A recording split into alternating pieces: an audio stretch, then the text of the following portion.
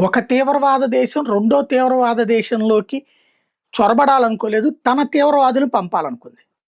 Iran అనేటటువంటిది Houthi, Hezbollah, Hamas, Islamic resistance force, Islamic jihadist force ఇట్లాగే దాదాపుగా 7, 8 తీవ్రవాద సంస్థలు అది తయారు చేసి పెంచి పోషిస్తుంటది. లష్కర్ ఎ తోయిబా, జైషే మహమ్మద్, హిజ్బుల్ ముజాహిదీన్, ఐఎస్ఐఎస్ ఇట్లాంటి తీవ్రవాద సంస్థలు పెంచి పోషించేది పాకిస్తాన్.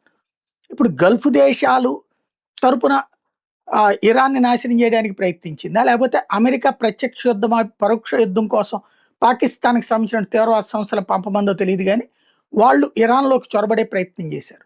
వాళ్ళు కాల్చి అవతల పడేశారు ఐఆర్‌జీసీ. తద్వారా పాకిస్తాన్ ఓ పక్కన మధ్యవర్తిత్వం చేస్తూ ఇరాన్‌ని అటు ఓడగొడుతోంది. ఇటు పక్కన రెండో పక్కన తన సైన్యాన్ని సౌదీ అరేబియాకి పంపించి, లేకపోతే దుబాయ్‌కి పంపించి, ఖతార్‌కి పంపించి ఇరాన్‌తో సై అంటోంది. ఇంకో పక్కన తీవ్రవాద సంస్థలు కూడా పంపిస్తోంది అన్నటువంటి కథ అర్థమవుతుంది అందరికి.